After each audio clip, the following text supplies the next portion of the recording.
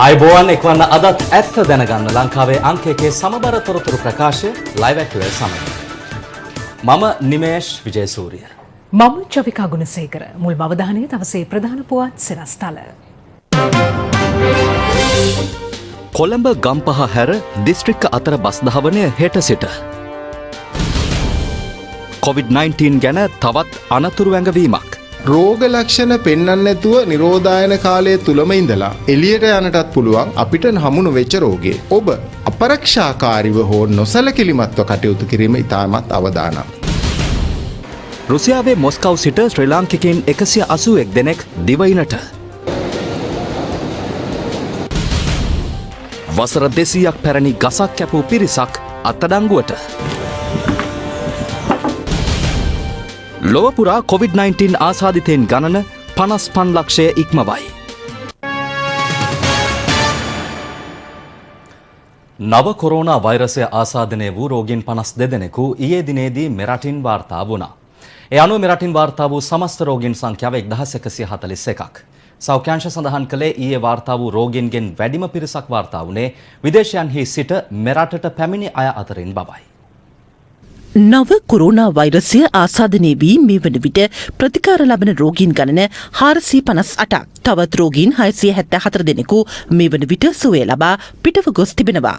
ඒ අනුව මියගිය රෝගීන් 9 දෙනාද ඇතුළුව මෙරටින් වාර්තා වූ සමස්ත රෝගීන් ගණන 1141ක්. තවත් රෝගීන් 97 දෙනෙකු සැකපිට වෛද්‍යවරුන්ගේ අධීක්ෂණය යටතේ ප්‍රතිකාර ලබනවා.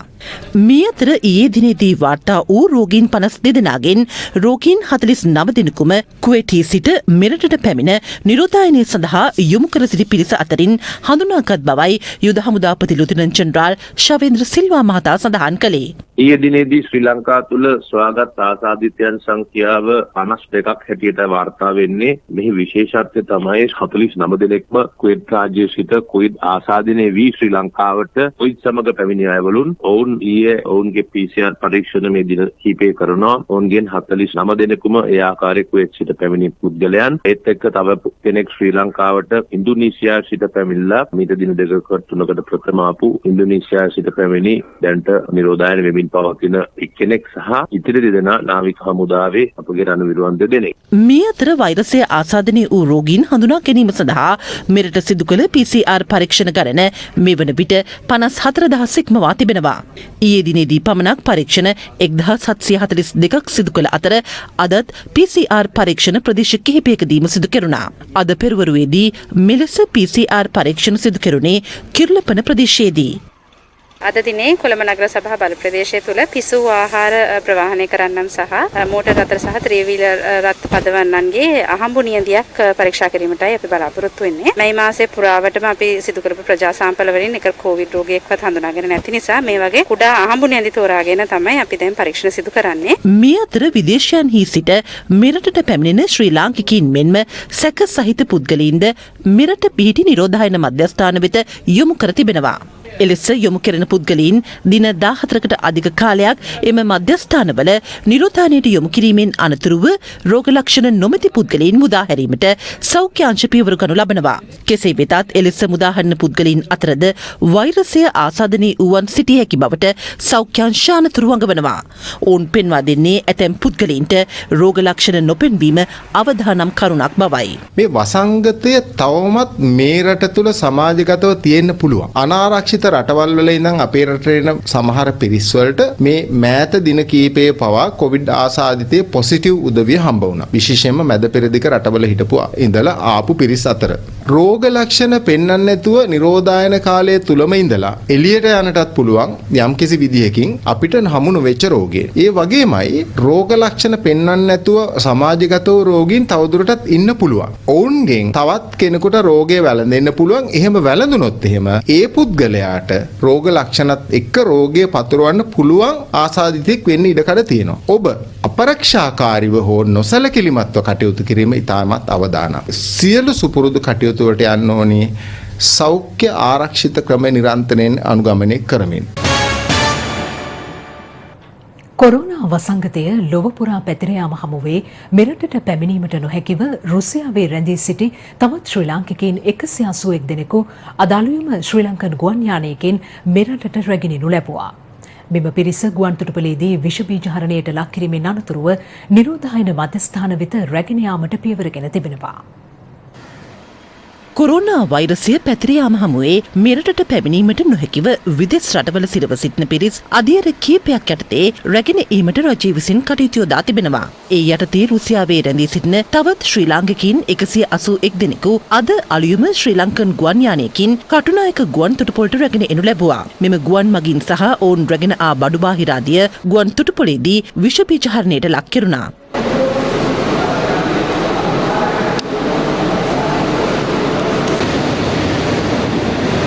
ඔවුන්ගේ උෂ්ණත්වය මැනබැලීමෙන් අනතුරුව නිරෝධායන මධ්‍යස්ථාන වෙත යොමු කිරීමට ආරක්ෂක අංශ විසින් පියවර ගනු ලැබුවා. අද දින මෙලෙස රුසියාවේ සිට දිවයිනට පැමිණියේ එරට සිට පැමිණි දෙවනි කණ්ඩායමයි. මීට පෙර පසුගිය 22 වෙනි දිනද රුසියාවේ මොස්කව් නුවර සිට ශ්‍රී ලාංකිකයින් 261 දෙනෙකු මෙරටට පැමිණ තිබෙනවා.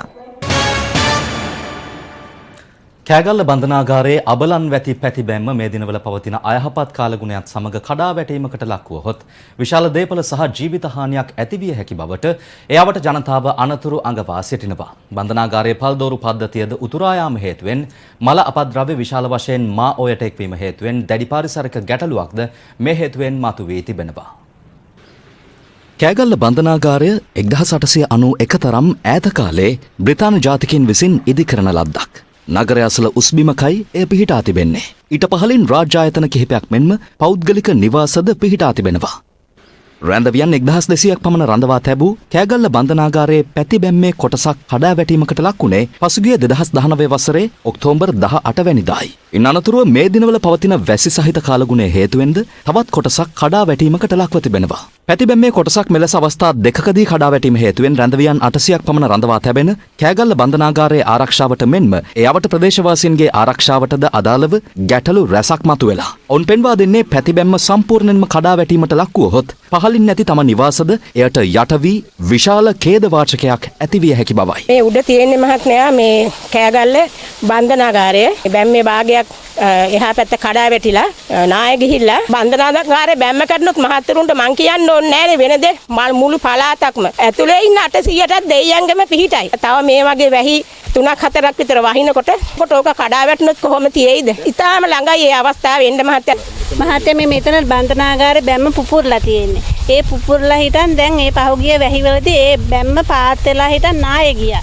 ඒ නාය ගියාත් සමගම මේ බැම්මට පල්ලෙහාන් ගෙවල් කීපයක්ම තියෙනවා. ඒ ගෙවල් වල ලොකු අවදානමක් තියෙනවා මේ බිල්ඩින් එකත් එක්ක මේ නාය ගියොත් එහෙම. මේ අතර වසර 25ක පමණ කාලයක සිට කෑගල්ල බන්ධනාගාරයේ පල්දෝරු පද්ධතියද අවහිර වී තිබෙනවා. මේ හේතුවෙන් බන්ධනාගාරය අසලින් ගලා බසින ඇල මාර්ගයකට මල අපද්‍රව්‍ය එක් වී කෑගල්ල නගරය හරහා ගලා යන්නේ දැඩි දුර්ගන්ධයක්ද සමගින්.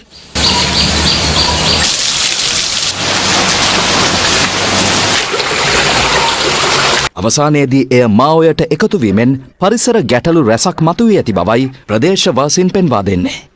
මේ අපද්‍රව්‍ය සේරම මේ වලවල් වලට ආපුහම මේ වලවල් වලින් පිටාරේ ගලනවා. ඒ වෙනකොට මේ සියල්ලක්ම මේ කාණුව දිගේ තමයි යන්නේ. ඒ ගඳ ඉවසාගත නොහැකි. අඩුම වශයෙන් මේ ගෙවල් 4-5ට ජීවත් වෙන්න විදිහ පුළුවන් විදිහට මේ කාණුවේ උඩ බැම්මවත් මේ කොන්ක්‍රීට් එකක්වත් කරලා දෙන්න. දවල් 30ට ඉන්න බෑ. දොරවල් වහගෙන ඉන්නේ. මැස්සන්ගෙන් බිත්ති පිරීලා තියෙන්නේ. කෑම පිඟානක් මේ මේසට අරින්න බෑනේ මහන්දියා. කොහෙවත් නැති මැස්ස රොත්තක් ඇදලා කෑම පිඟාන් වල වහන. උයලා ඉවරලා ඒක ලිපෙන් බාලා හිට වහන්න වෙලාවක් නැහැ මැස්සෝ කැරකෙනවා. අනිත් එක ගෙවල් වලට කවුරුවත් එන්නෙත් නැහැ. අපේ අම්මා තාත්තවත් එන්නේ ඇදලා පිරියතෝ තේ ටික බිල යන්න එන්නේ නැහැ. ස්වර්ණවාහිනී බණ්ඩාරගම වාර්තාකරු බිමල් ශාමෙන් ජයසිංහ මහතාට අටලුගම ප්‍රදේශයේදී මරණ තර්ජන එල්ල කර වාහනයට හානි කිරීමේ සිද්ධිය සම්බන්ධයෙන් සැකකරුවන් 6 දෙනෙකු අත්අඩංගුවටගෙන තිබෙනවා. මාධ්‍ය ආවරණ කටයුත්තකට ගොස් නැවත පැමිණෙමින් සිටියේදී ඔහු ගමන් කළ මෝටර් රථය හරස් කර පිරිසක් ඔහුට බැනවැදී මරණ තර්ජනය කර මෝටර් රථයටද හානි කර ඇති බවයි බණ්ඩාරගම පොලිසියට ඔහු කළ පැමිණිල්ලේ සඳහන් වන්නේ. ස්වර්ණවාහිනියේ බණ්ඩාරගම වාර්තාකරු බිමල් ශාමෙන් ජයසිංහ මහතා ඊයේ අටලුගම ප්‍රදේශයට ගොස් ඇත්තේ රාමසන් දිනය වෙනුවෙන් මාධ්‍යාවරණ කටයුත්තක් සඳහායි. එහිදී ප්‍රදේශයේ ආගමික නායකින්ගේද සහය ඇතිව අදාළ මාධ්‍යාවරණය ඔහු සිදු කර තිබුණා. ආණ්ඩුවෙන් අපට දීලා තියෙන නීති වීති රැකගෙන අපි හැමෝම අද අපේ පල්ලිවල වලට ගිහිල්ලා ඒ ආගමික කටයුතු නොකර අපේ ගෙවල් වල හැමෝම ඉඳගෙන ඒ ආගමික කටයුතු කරගෙන අද දවස බොහොම සතුටින් ගත කරන්න ඇති වුණයි කියන එක මේ පණිවිඩය අපි මුළු ලංකා ජාතියටම ජනතාවටම කියනවා. ඉන් අනතුරුව නැවත පැමිණිමින් සිටියදී ඔහු ගමන් කළ මෝටර් රථය වටකරගත් පිරිසක් ඔහුට බැනවැදී පහර දීමට උත්සාහ කළේ මේ ආකාරයෙන්.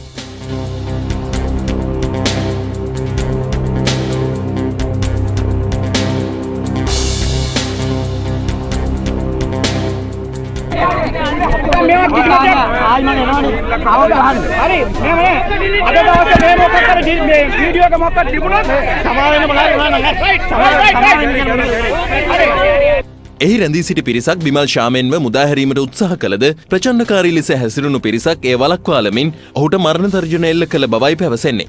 පසුව ඔහුට එම ස්ථානයෙන් පිටව යාමට හැකිවන්නේ ප්‍රදේශයේ ආගමික නායකින් ඊට මැදිහත් වී ඔහු මුදා ගැනීමෙන් අනතුරුවයි. මෙම පිරිස පහර දීමෙන් මෝටර් රථයටද හානි සිදු ඇති බවයි බිමල් ශාමෙන් ජයසිංහ මහතා පවසන්නේ. මම ඊයේ අටලුගම මුස්ලිම් පල්ලි සම්මේලනයේ සභාපති නජීම් හජ්ජාර් මහතාගෙන් ඔවුන් රාමසාන් උත්සවය කෙසේ සමරන්නේද යන්න අදහස් දැන ගැනීම සඳහා මාරව පල්ලි ඉදිරිපිට ගිහිලා ඔහුගෙන් අදහස් ලබා ගත්තා. ඔහු ඒම අදහස් මාධ්‍යයට ප්‍රකාශ කරා. ඉන් අනතුරු ඔහුගේ අවසරය මත එම මාරව පල්ලිය වසා තිබෙන අයුරු නිවෙස්වලට අනිකුත් පිරිස නිවෙස්වලට අවුරුදු සමරන අයුරුත් තවදුරටත් ප්‍රවෘත්තිකන් විකාශනය කිරීම සඳහා මම පුංචි පල්ලියට අසලට ගිහිල්ලා එම පල්ලියේ වීඩියෝ දර්ශන ගත කර ඒ වසා තිබෙන අවුරුදු වීඩියෝ දර්ශන ගත කර මාගේ මෝටර රථයට වමනියා නිවෙස් කරා පැමිණෙන. එම අවස්ථාවේදී පුද්ගලයෙක් මෝටර රථයේ ඉදිරිපසට යතුරු පෙදීම් පැමිණ එය හරස් කර මාට යම් දෙයක් පැවසුවා. මට තේරුන්නේ නැති හින්දා මම වීදුරු පහක් දාලා ඇව්වයි කියලා. ඕගොයි වීඩියෝ කරේ මොකද කියලා මේ සම්බන්ධයෙන් වහ ක්‍රියාත්මක වූ බස්නාහිර පළාත භාර ජ්‍යෙෂ්ඨ නියෝජ්‍ය පොලිස්පති දේශබන්දු තෙන්නකෝන් මහතාගේ උපදෙස් මත බණ්ඩාරගම පොලිසිය සැකකරුවන් 6 දෙනෙකු අත්අඩංගුවටගෙන තිබෙනවා. ඔවුන් අද දිනේ හඳුනා ගැනීමේ පෙරට්ටුවක් සඳහා පානදුර මහේස්ත්‍රාත් අධිකරණය වෙත ඉදිරිපත් කිරීමට නියමිතයි.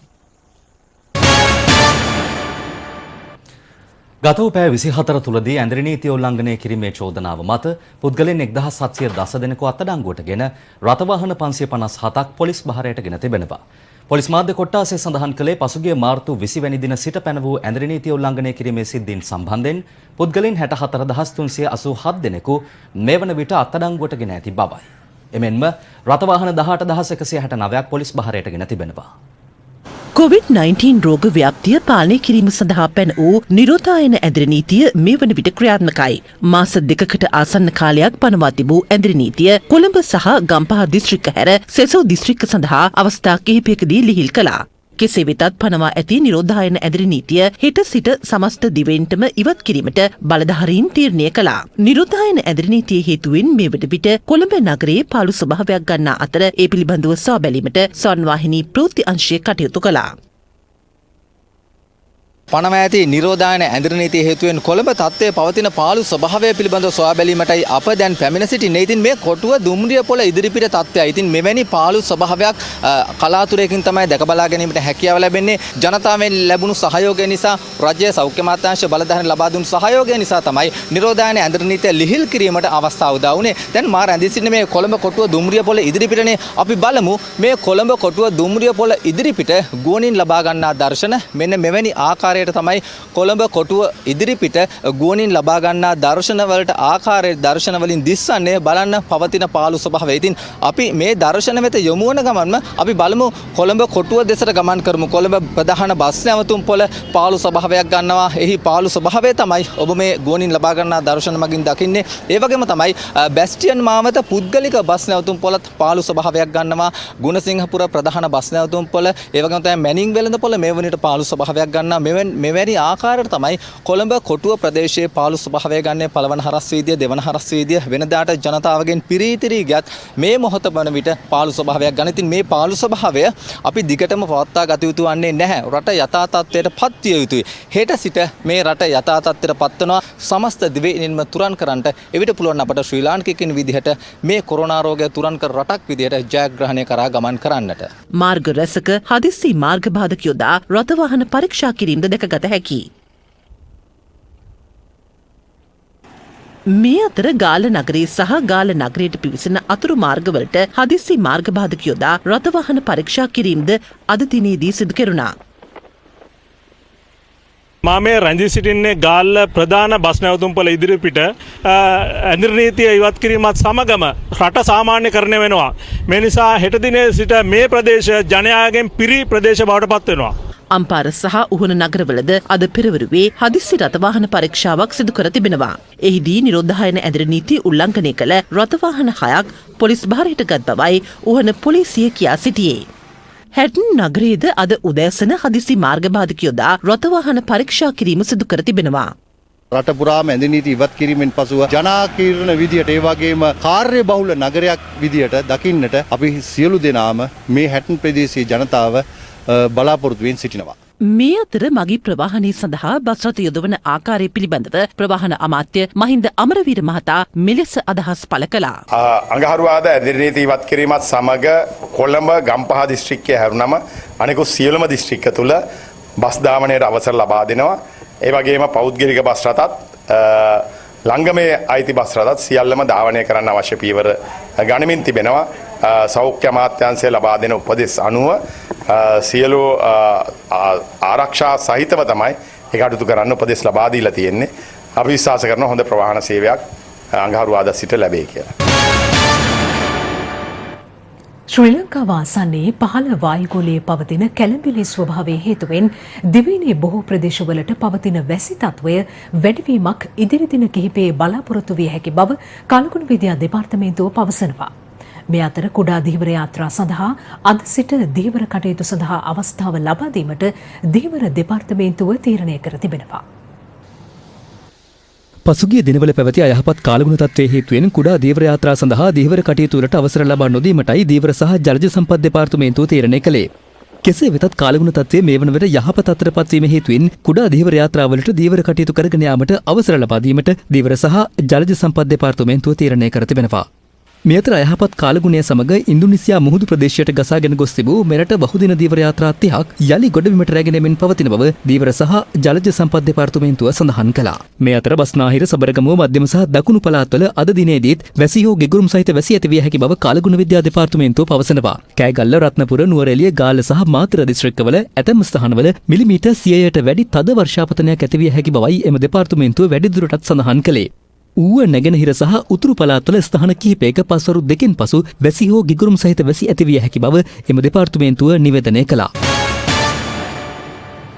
අප දැන් සූදානම් කෙටි විරාමයක් ලබා ගන්නට. විරාමෙන් අනතුරුව තවත් පුවත් රැසක් බලාපොරොත්තු වන්න.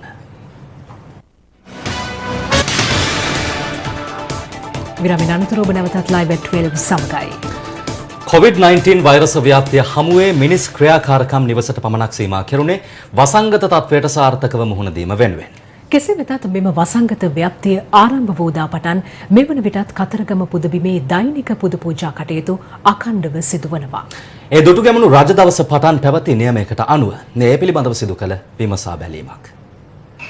ඓතිහාසික රුහුණු මහා කතරගම පුදබිම දෙස් විදෙස් බැතිමතුන්ගේ නිරන්තර වන්දනාමානයට පාත්‍රවන පුණ්‍ය භූමියක්.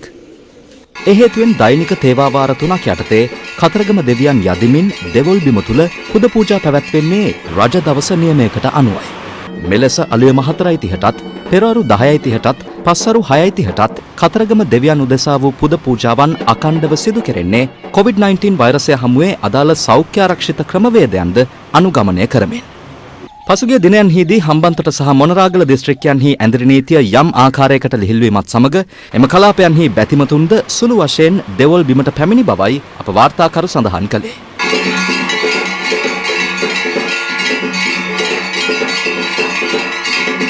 ඇඳිරි නීතිය ලිහිල්වීමත් සමග බැතිමතුන් පසුගිය සතියාන්තයේ කතරගම පුදබිමට පැමිණියා.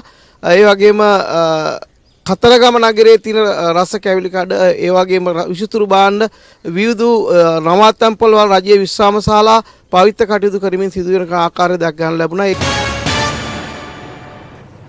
යාල රක්ෂිතයේ සිදු කළ වැටලීමකදී පතල් කැණීමේ යෙදී සිටි පුද්ගලයෙකු අත්අඩංගුවට ගැනීමට මොනරාගල වනජීවී කාර්යාල නිලධාරීන් සමත් වී තිබෙනවා. වැටලීම සිදු කරන අවස්ථාවේ තවත් පිරිසක් පලා ගොස් ඇති බවයි වනජීවී නිලධාරීන් පැවසුවේ.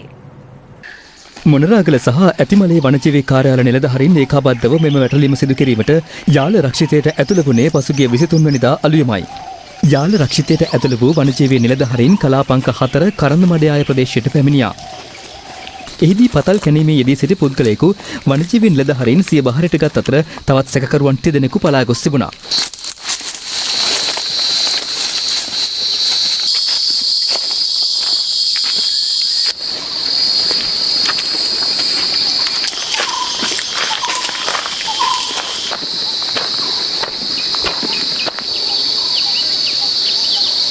අනතුරුව වනජීවී නිලධාරීන් විසින් සැකකරුවන් රැඳී සිටි වාඩි කිහිපයක්ද විනාශ කිරීමට පියවර ගත්තා.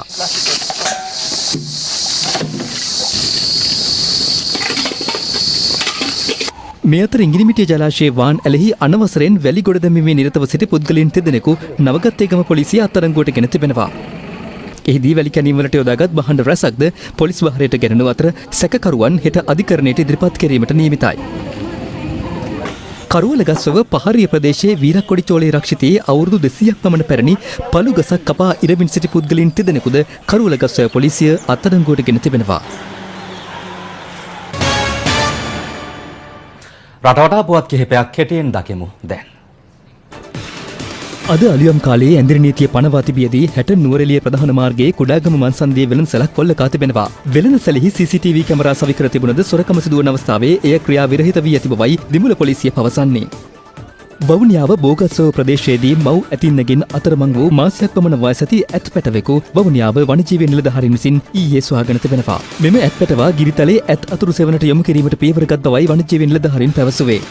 මීට දින 3කට පෙර අතුරුදන් වූ පුද්ගලයෙකුගේ මලසිරුරක් ඩෙවෝන් දියැලට ජලය ගලා බසින ඩෙවෝන් ඇලේ තිබියදී හමු වී තිබෙනවා. මෙසේ මිය ගොස් ඇත්තේ කොටගල ගංගාපුර ප්‍රදේශයේ පදිංචි 71 හැවිරිදි පුද්ගලයෙක්.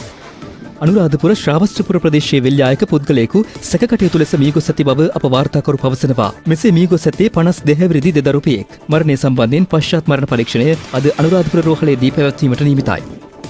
අනුරාධපුර ශික්ෂණ රෝහලෙහි හෘද රෝග ප්‍රතිකාර ඒකකයේ කටයුතු සම්පූර්ණයෙන්ම පරිගණකගත කිරීමට කොරියාවේ ශ්‍රී ලාංකිකින් පිරිසක් ඉදිරිපත්ව සිටිනවා. පළමු අධියරේ කටයුතු සඳහා රුපියල් මිලියනයක මුදලක් ශ්‍රී ලංකා කොරියා මහා විහාරයේ විහාරාධිපති ආචාර්ය පූජ්‍ය තල්ගමුවේ ධම්මකිත්ති හිමියන්ගේ මූලිකත්වයෙන් අනුරාධපුර රෝහලෙහි හෘද රෝග විශේෂඥ වෛද්‍ය අජිත් වන්නිආරච්චි මහතා වෙත ලබා දී තිබෙනවා. ඒ සමගින් කෙටි විරාමයක් ලබා ගැනීමටයි මේ සූදානම.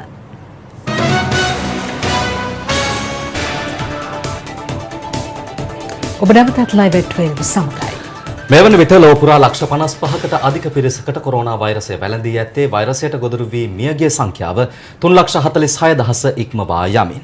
මේ අතර ගත වූ පැය 24 දී වැඩිම මරණ වාර්තා වූ බ්‍රසීලයේ සිට ඇමරිකා එක්සත් ජනපදයට පුද්ගලයන් ඇතුළු වීම වළක්වමින් සංචාරක තහනමක් පැනවීමට ජනපති ට්‍රම්ප් පියවරගෙන තිබෙනවා. මාස 5කට ආසන්න කාලයක් ලොව පුරා රටවල් රැසක් අඩපණ කළ නව කොරෝනා වෛරසය වැළඳීමෙන් ජීවිතක්ෂයට පත් සංඛ්‍යාව 3,46,000 ඉක්මවා තිබෙනවා. වෛරසයට ගොදුරු වී ඇති සමස්ත සංඛ්‍යාව 55,000කට අධිකයි. තවමත් වෛරසයේ වැඩිම බලපෑමට ලක්ව සිටින ඇමරිකාවේ ආසාදිත සංඛ්‍යාව 16,86,000 ඉක්මවා ඇත්තේ මරණ 99,300 ඉක්මවමින්. වෛරස ව්‍යාප්තියේ අවධානම හේතුවෙන් ජනපති ට්‍රම්ප් බ්‍රසීලයේ සිට පැමිණෙන්නන් හට සංචාරක තහනමක්ද පනවා තිබෙනවා.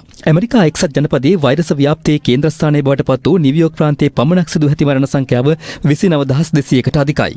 මේ අතර ග්‍රීෂ්ම ඍතුව ආරම්භ වීමත් සමග ජනතාව විශාල වශයෙන් එක් රැස්වීම දැකගත හැකි වනවා. කල්දැමුණු බටහිර ඉන්දිය කොදෙව් එංගලන්ත ටෙස්ට් තරඟාවලිය ලබන ජූලි 8 වෙනිදා ආරම්භ කිරීමට සියලු සැලසුම් සකස් කර ඇති බව බටහිර ඉන්දිය කොදෙව් ක්‍රිකට් කණ්ඩායමේ ප්‍රධාන විධායක නිලධාරීවරයා පවසනවා. ජූලි 8 වෙනිදා එංගලන්තයේදී ආරම්භ වන පළමු තරඟය සඳහා බටහිර ඉන්දිය කොදෙව් සංචිතය නිරෝධායන නීති රීති සහ පුහුණුවීම් කටයුතු වෙනුවෙන් ඊට මාසකට පෙර පිටත්ව යාමට නියමිතව තිබෙනවා. ලෝක COVID-19 වසංගත තත්ත්වයේ හේතුවෙන් ක්‍රිකට් තරඟාවලි බොහෝමයක් කල් දැමුණා. ඒ අනුව කල් දැමුණු එංගලන්ත බටහිර ඉන්දිය කොදෙව් තරඟ 3කින් යුත් ටෙස්ට් ක්‍රිකට් තරඟාවලිය යලි ආරම්භ කිරීමට සියලු සැලසුම් සකස් කර ඇති බව බටහිර ඉන්දිය කොදෙව් කණ්ඩායමේ ප්‍රධාන විධායක නිලධාරීවරයා වන ජොනි ග්‍රේව්ස් පවසනවා. ඒ අනුව ජූලි මාස 8 වෙනිදා පළමු ටෙස්ට් ක්‍රිකට් තරඟය එංගලන්තයේ සදම්ටන් නුවරදී, දෙවන ටෙස්ට් ක්‍රිකට් තරඟය ජූලි 16 වෙනිදා මැන්චෙස්ටර්හිදී, තෙවන ටෙස්ට් ක්‍රිකට් තරඟය ජූලි 24 වෙනිදා මැන්චෙස්ටර් ක්‍රීඩාංගණයේදී ආරම්භ වීමට නියමිතයි. බටහිර ඉන්දිය කොදෙව් කණ්ඩායමේ ප්‍රධාන විදායක නිලධාරීවරයා පවසන්නේ ජුලි මාස 8 වෙනිදා ආරම්භ කිරීමට නියමිත ටෙස්ට් ක්‍රිකට් තරගාවලිය සඳහා නිරෝධායන නීතිරීති අනුව සහ පුහුණුවීම් කටයුතු වෙනුවෙන් තම ක්‍රීඩකයින් ඊට මාසකට පෙර එනම් ජුනි 8 වෙනිදා එංගලන්තය බලා පිටත්ව යන බවයි. පිටත් වෙන සංචිතයට ක්‍රීඩකයන් 25 දෙනෙකු ඇතුළත් වන අතර එංගලන්තයේ පැවැත්වෙන පුහුණුවීම් වලින් අනතුරුව 15 දෙනෙකුගෙන් යුත් සංචිතය නම් කරන බවයි ප්‍රධාන විදායක නිලධාරීවරයා පවසන්නේ. මෙම තරගාවලිය සඳහා එංගලන්තයෙන් යහපත් ප්‍රතිචාරයක් ලැබී ඇති බවත් අවසන් තීරණය ලැබුණු වහාම එංගලන්තයට පිටත් යන බවත් ප්‍රධාන විදායක නිලධාරීවරයා වැඩිදුරටත් පවසනවා. ඒ සමගින් live at 12 අදට අවසන්. මම නිමේෂ් විජේසූරිය. මම චවිකා ගුණසේකර. යලි හමුවීම රාත්‍රී 8ට. සුබ දවසක්.